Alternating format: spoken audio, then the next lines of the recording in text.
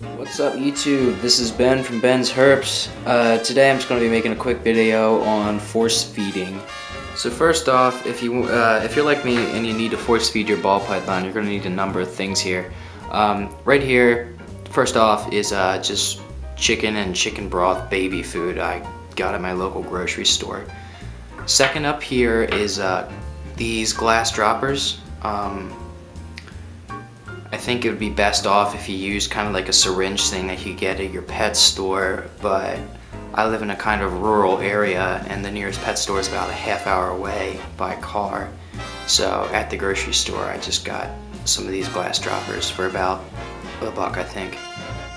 Next up here, you're just going to need some measuring spoons. Not much really you can say about that, just that you will need some pretty precise measurements.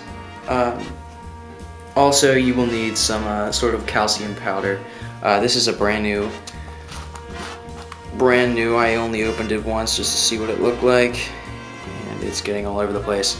But I got this for Christmas, thinking I was going to be getting a leopard gecko, but when I figured out how much of a pain in the butt they were, decided to pass on it. Last off, you're going to need a malnutritioned ball python. I've been working with this guy since Christmas Eve, basically, trying to get him to eat. He absolutely refuses to. I don't know if you guys can see, but you can see his spine very easily there. And also, he is rather skinny along his sides there. He doesn't have much. And he also has these creases. You can see around his bend there, he also has some creases. All signs of an unhealthy ball python. And I've adjusted his temperature and his humidity, but he still refuses to eat for some reason. I mean, I fully understand that ball pythons can go months at a time, sometimes up to like 8 months I've heard, without eating and still be fine as long as they just don't lose weight. But, you know, he's probably under a year or so, I'd say, but I can actually still feel that he's actually losing weight just by holding him. Before I decide to rush into the vet, I'm just going to give force feeding a try. This is my first time ever having to force feed a snake, but I'm hoping it will go relatively well. Okay, so I just cracked open this baby food jar. Once again, this is just chicken. You don't want any vegetables in there. I'm sure it probably wouldn't hurt, but he is in nature a carnivore. Okay, so I'm just gonna just dust this baby food with a little bit of this calcium powder here. That's probably more than enough. That's probably much more than needed, but I'm just gonna mix it in a little bit here. Okay, so I'm just gonna use this glass stopper here. First one I'm gonna do, if you're using it this way, just squeeze it, and then that'll force the air, most of the air, out of the end of it here.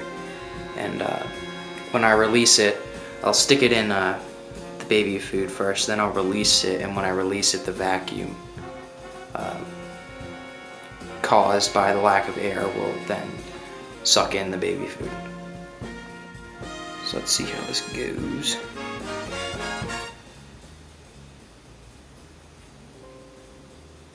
Alright, very good.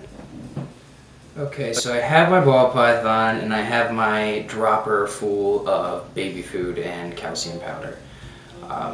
Now the next thing is probably the most difficult thing. I'll have to straighten my snake out, which is something he doesn't really like. Grab him behind the head is another thing he really doesn't like. Then I'm just gonna have to kind of force this in his mouth. Something tells me he's not gonna want to sit still for this, as is understandable.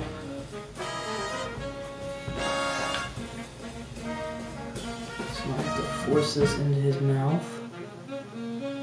And this glass, you know, it isn't sharp or anything. And it's not brittle enough so that he would be able to, you know, break through it or anything. get a little rough with you. Deal with it.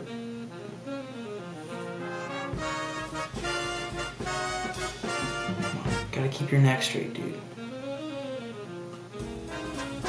He has it in his mouth, and I'm just gonna have to force it into his body.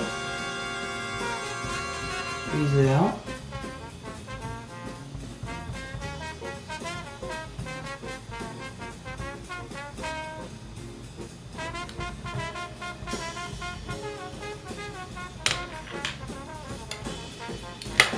And now he has some nourishment in him.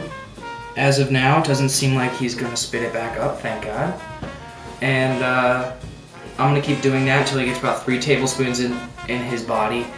I hope he can forgive me, because I'm sure that was very discomforting for him, as well as myself. But he looks like he took to it pretty well. You want to give him about 3 tablespoons worth of the baby food and about half a tablespoon's worth of calcium powder. Might seem like a lot, but I for one don't want to be doing this a whole heck of a lot because it's hard on the snake, stress-wise. So I'm just gonna kind of give him a lot, high dosage.